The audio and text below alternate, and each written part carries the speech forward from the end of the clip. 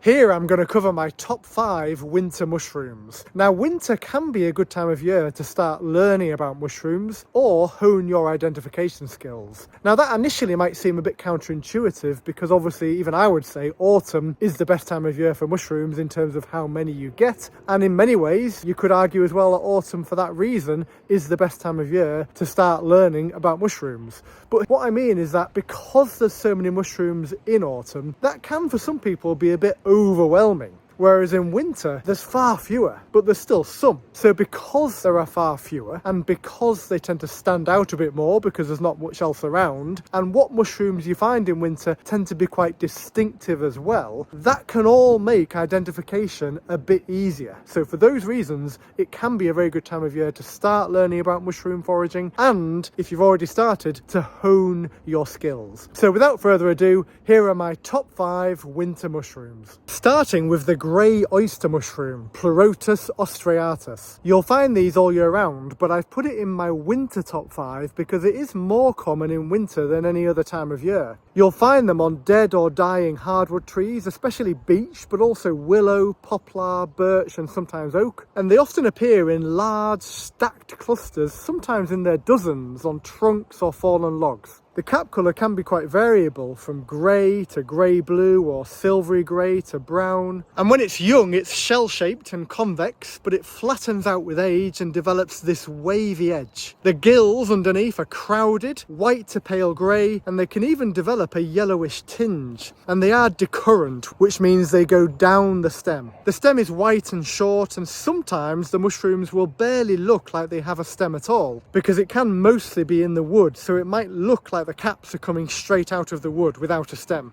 The flesh inside is white and the texture of the mushrooms is quite firm, rubbery, slightly elastic and quite tough, especially in the stem. The smell is mild and pleasantly mushroomy when fresh. And this is one of the most versatile mushrooms in the kitchen. It's excellent for stir fries, risottos, grilling, and it's a great meat substitute because of its texture, which is quite meat-like. As for lookalikes, there is the pale oyster mushroom, Pleurotus pulmonarius, which is a close relative. It's generally lighter in colour and more common during the warmer months, but it can appear all year round. But it's safe anyway, so not a worry. Then there's some of what we call oysterlings. These can look at first glance quite similar to oyster mushrooms, and some can be considered either inedible, of dubious edibility, or potentially toxic, so they're best avoided. But here's the good news, they're much smaller, never exceeding 4 centimeters across in width. So stick to picking oyster mushrooms with a cap width more than 4 centimeters wide, and you will avoid all oysterlings by default. A more serious toxic lookalike is angel wings. Believe it or not, it was once considered edible, but it is potentially fatal, especially for those with kidney issues, it seems.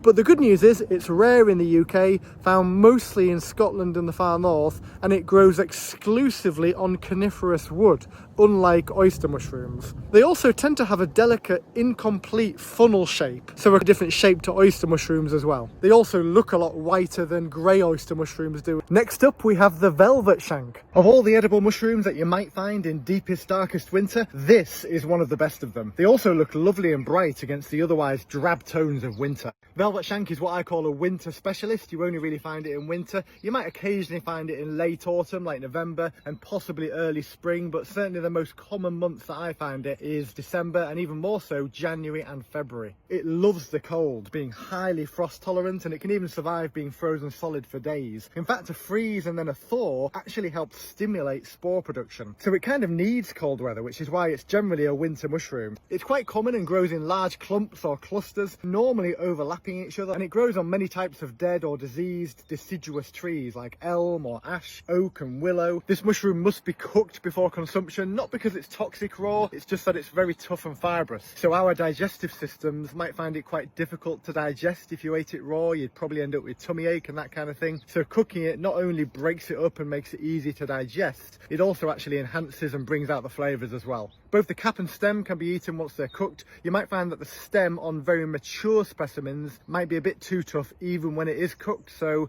with very mature specimens, I normally discard the stem. In terms of identifying it, the cap starts out quite convex in shape and it flattens out with age. The average width of a cap is around 10 centimeters and it's this orangey yellow color, normally darker in the middle. It's smooth to touch and sometimes a bit slimy, especially in wet weather. When it is slimy, the slime can almost be dripping off, but it's easily wiped or washed off. The gills, believe it or not, start out white when they're young, but they then go yellow with age. The gills are of differing lengths, with some not reaching the stem, and they aren't particularly crowded. I'd say they're quite widely spaced. The stem is light yellow in young specimens, but dark brown to almost black eventually in more mature specimens, and lighter in colour near the top. It has a velvety feel in mature specimens, which is probably where it gets its name, the velvet shank, from, of course. And in fact, its species name, Velutipes, means with velvet legs, and the genus name, Flammulina, translates to very small flame, and so its scientific name, Flammulina velutipes, kind of translates to very small flame with velvet legs. The average height of the mushroom is about 3 centimeters. The flesh is thin and quite light in colour, almost like an off-whitish colour with a yellowy tinge, though it does darken in more mature specimens to an orangey brown. It has a pleasant smell and the taste is quite mild but very nice. It's quite sweet and mealy, and the spores, if you were to do a spore print, which I would highly recommend if you are new to velvet shank, are white. Technically they're very slightly off-white, but they're basically white. Now for the toxic lookalikes. There's always a toxic lookalike, isn't there? The most serious toxic lookalike is the funeral bell. As the name suggests, that is deadly poisonous. However, the good news is this is not a mushroom you'd ever find in January or February, though some extra care is obviously needed if you're foraging for velvet shanks in November, as I have seen funeral bells as late as November. Funeral bells do normally grow on coniferous wood, but you can occasionally get them on deciduous wood as well. But as I said, in January it's not really a problem. If you want any extra reassurance though, the funeral bell will have a very clear ring or skirt on the stem, whereas the velvet shank will not have any kind of ring on the stem. That's one of the easiest ways to tell the difference, other than of course a spore print, because the funeral bell spores will be rusty brown, completely different to the whitish spores of the velvet shank. The sulphur tuft is another poisonous mushroom, not deadly but poisonous. That one can be found all year round and it also grows out of wood, but the sulphur tuft will not have a black stem and the gills will have a greenish tinge to them too, and the colour of the mushroom, especially on top, is more of a sulphur yellow colour. And again, if you do a spore print, you'll find that the spores of the sulphur tuft are a purpley brown colour. The common rustgill is another mushroom that could be confused for the velvet shank. It's normally found in autumn but has been known to appear in January. It's generally classed as inedible, but there are some people who think it might be a bit poisonous. But anyway, the spores again of that mushroom are a rust colour,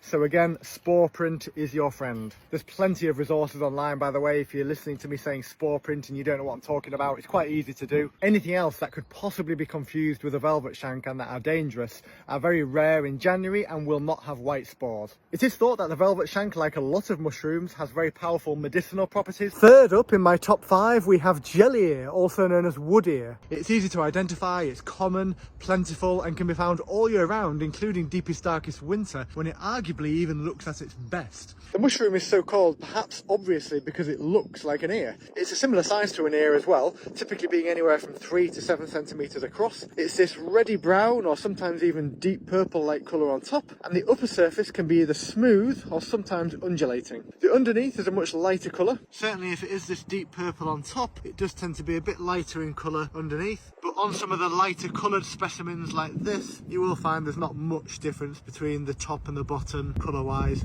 You can see as well here that the colour does vary quite significantly, and that's mainly because it's different levels of hydration. These, for example, are much drier than these ones, which are still much more jelly-like. The flesh itself feels like jelly. It's slightly translucent and fairly thin. There aren't any serious lookalikes to worry about, and certainly if it looks like this, is growing on an elder tree and the cup part of the ear is facing downwards, an easy way to remember that is to think of an ear to the ground and not upwards, then it can't be anything else but this fungus. You can eat this mushroom raw, and it's a decent flavour. It's mild in flavour, but quite mushroomy, but it's the texture of it, especially raw, that I'm not a big fan of. It's jelly-like, but a bit rubbery as well, with a crunchy element to it, so it's just a bit weird for me. It is very good, however, in Asian-style cooking, such as in miso soups and stir-fries. In fact, a very close relative to this is even cultivated on a massive scale in the Far East. If you are using them in a stir fry, just be aware that they can potentially explode quite dangerously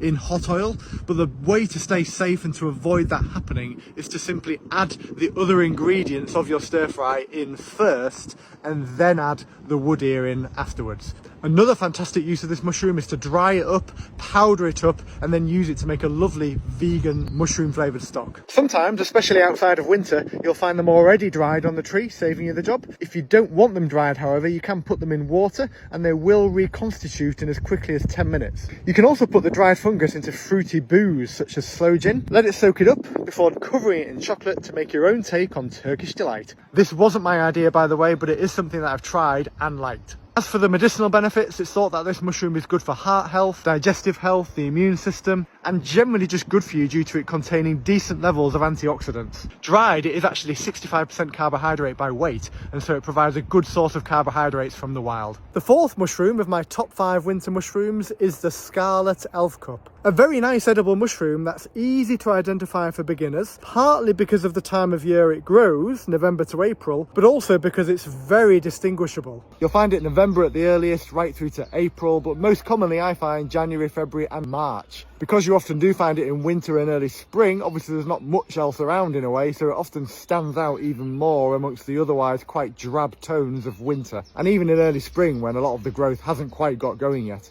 Now they do often look like they're growing out of the ground, but technically they do actually grow on wood, as you can see here. And as you can also see here, it's very dirty, but honestly it's such a nice mushroom, it's well worth the effort of cleaning. I mentioned it grows on wood. Hazel is the most common wood that it grows out of, but it's not exclusive to hazel. Although it looks just like a cup-shaped mushroom, it technically does have a stem. If you look very closely, it does actually have hairs on the white stem as well, and the stem itself tapers slightly from top to bottom. Otherwise though, the cap is cup-shaped with this lovely red colour on top. The cap starts out quite a deep cup shape, but it does flatten out a bit to become more of a shallow cup. The edge of the cap often undulates, it goes up and down like this, and sometimes in older specimens you'll find little cracks on the edge of the cap. One note of caution, it is best to cook this mushroom. Some people say it's fine raw as well, but I've heard some mixed evidence on that, so I say it's definitely best to cook first just to make sure. And it can be cooked just like you cook any other mushroom in any dish that you want mushrooms in. I have seen some other people using this mushroom as makeup, like a blusher, but that's not for me.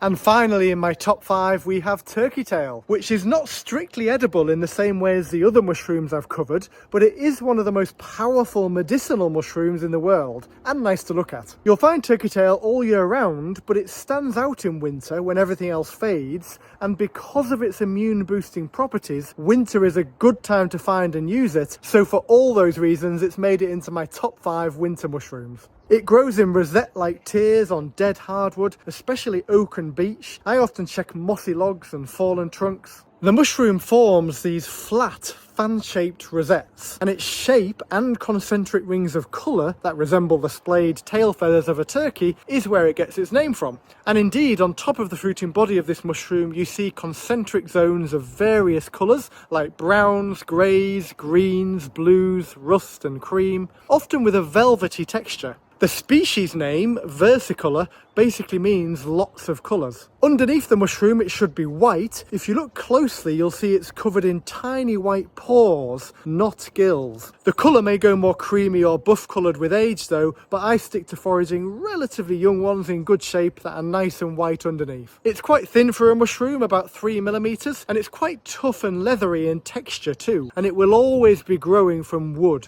not the ground. There are no toxic lookalikes, but there's a few similar looking and equally inedible mushrooms, which if you did confuse for turkey tail and use them medicinally, just wouldn't be as good for you. But most importantly, the lookalikes won't make you ill if you use them medicinally. One such lookalike is ochre bracket, which is actually in the same genus as turkey tail, but it has less colour on its cap. It's basically just different shades of brown, and I think it just looks a bit more dull and not as exciting as turkey tail does. With the other benign lookalikes, it's the underside of the bracket that's most important to check. Remember, turkey tail will have a porous, pure white underside, whereas smoky bracket will have greyish pores underneath. Hairy curtain crust will have no pores, but more of a smooth yellowish surface underneath, and false turkey tail will be more of a brown buff colour underneath. Now, I've mentioned turkey tail is classed as inedible because it's tough, and so if you cook like you would most mushrooms, you'll find find it still too tough to be able to chew and eat. But you can chew it a little bit raw as a chewing gum on walks if you fancy it. But otherwise, turkey tail is famous for being used medicinally, particularly noted for its immune supporting compounds. It has some particularly powerful beta-glucan polysaccharides, which have been used and studied in cancer research. Many studies have suggested turkey tail to be one of the best mushrooms in the world for helping to support the immune system, reduce inflammation, and fight off bugs. So it's a great one to know in winter when it feels like there's more bugs around. To use them medicinally, you can make teas,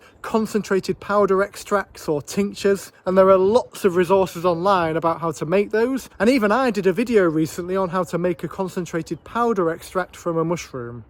I used birch polypore in the video, but you can use turkey tail and any medicinal mushroom instead. The principle is the same. So that's my top 5. I do have some bonus shout outs to the bluets, like the wood bluet and the field bluet, which I do still find in December and January, and also things like snowy waxcaps and meadow waxcaps, which can still be knocking around in December. Winter foraging, especially for mushrooms, can be incredibly rewarding, and if nothing else, it's a good excuse to get out the house and get into nature. And these 5 mushrooms, grey oysters, velvet shanks, wood ears, scarlet elf cups, and turkey tail, are my favourite ones to find in the coldest months. And each one brings something unique to your kitchen or medicinally.